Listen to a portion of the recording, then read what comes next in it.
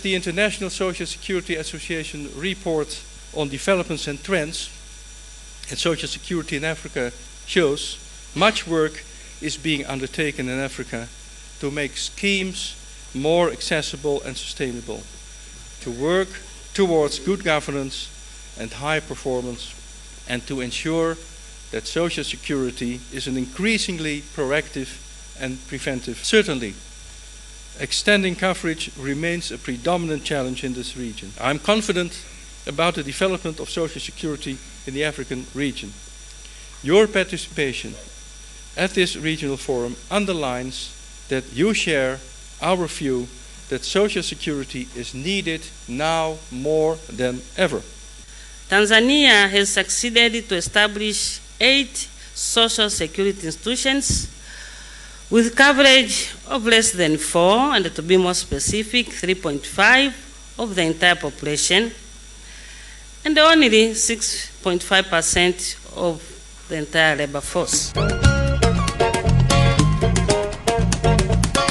It gives me great pleasure to welcome you to the Development and Trends DT session of the second ISSA Regional Forum for Africa, as we very significantly now have the opportunity to review social security developments in Africa in the light of where we were 3 years ago when celebrating the first Regional Social Security Forum for Africa in Kigali, Rwanda. I must say that developments in Africa over the last 3 years have been particularly remarkable. Social security administrations across the continent have implemented innovative and effective measures to extend and improve social security systems in a rather challenging context. Significant progress towards dynamic social security has been achieved in the relative short time period of 3 years, strongly indicating that now is a time for social security in Africa. The ISSA report on development and trends shows that this progress has 3 important aspects, pointing to a new balance in social security in Africa.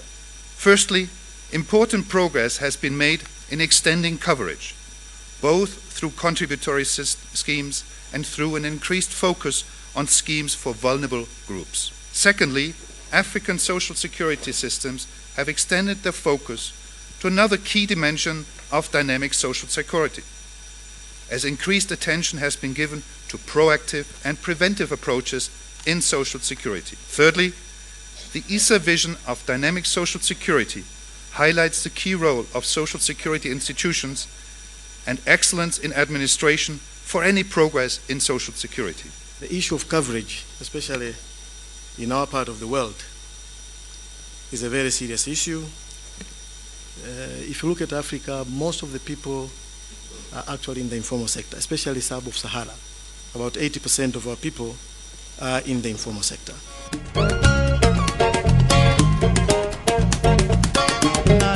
You talk about financial literacy. It's very important for the people to be willing and able to pay. And then you segregate products in order to make sure that you cover according to, we call it customer centricity. You centralize your product and services as per the requirements of your customers. Payment of benefits is also one of the pillars which is very important for benefit adequacy. It doesn't matter you're giving how large, how big is your benefit, but if they don't reach the beneficiary on timely basis, then it's not adequate. Relationship between the benefit and the taxes or contributions, this is social adequacy. They should match, at least they should be fair. So there is huge multiplier effect when you have social security adequacy. And I'm happy to note that there are some regulations on governance issues which ISSA has developed. We went through, they're quite good for us to adopt. Tanzania banking penetration is around 22%. But the mobile phone penetration is more than 50%. So if pension funds can use the mobile M-money, you could see can reach out a lot of people.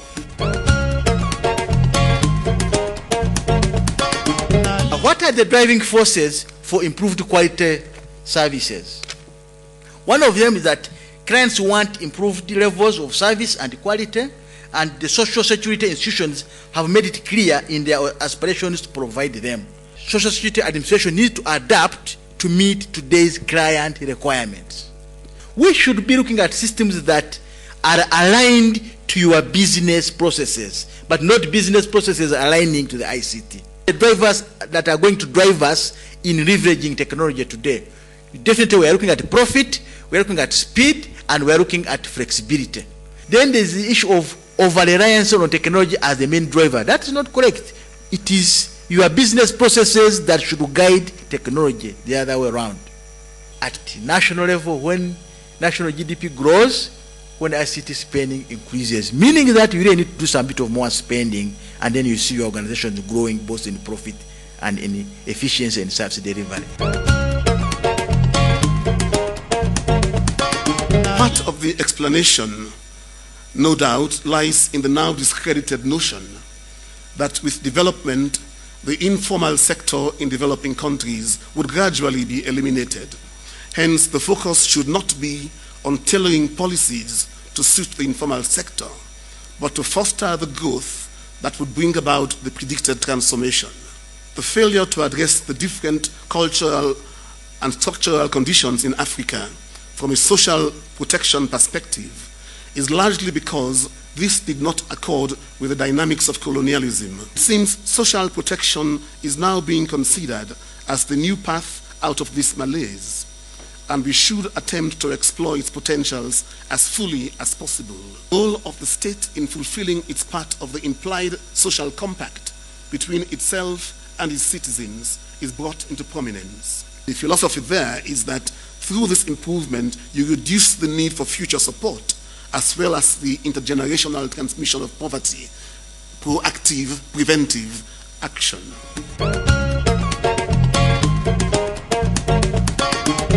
Much is happening in the world of social security nowadays. During this forum, I believe that we have clearly demonstrated that social security is one of the most dynamic sectors of our society and one of the fundamental pillars of social cohesion, progress and development. One of the most shortcomings is that there is not enough coverage of social security to our citizens in most of the African countries as well as globally. So what we should do is widen the scope. Et il y a lieu aussi, pour réduire la pauvreté, de mettre l'accent sur la couverture sanitaire. Et c'est d'ailleurs pourquoi mon pays a choisi le RAMU, le régime de maladie universelle.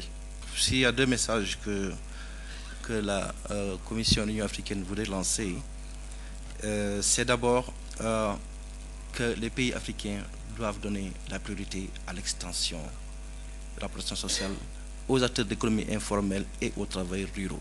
Le deuxième message que j'ai, c'est d'appeler les partenaires internationaux à aider, à appuyer les États membres de l'Union africaine dans leur effort de mise en œuvre des politiques de l'Union africaine en matière de protection sociale. I think one of the most important things we might want to look at is roles and responsibilities.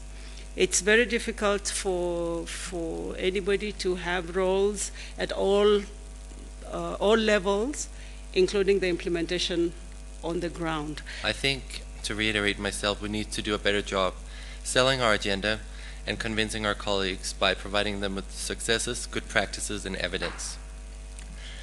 Secondly, we need to hold our policymakers, donors, and African to account, remind them of their promises, and this is a message to all of you to remind my constituents. Let's not be afraid of addressing some of the macroeconomic questions that arise when we promote the social protection agenda, as was said the other day by our South African colleague. Let's be brave and let's be honest about what it is that we're actually wanting to achieve. Africa now has an important window of opportunity to further strengthen social protection and to enable access to social security for millions of people living today in social insecurity.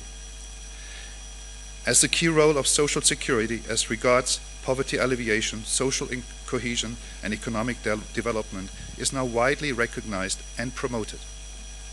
A growing international consensus on the establishment of a social protection floor, combined with a strong common position on the side of the donor countries and a strong focus within the African political leadership on the extension of coverage with a special focus on vulnerable groups, in particular the informal and rural sector, combine to offer policymakers and leaders of social security a new context where important investments in social security are possible and politically desirable.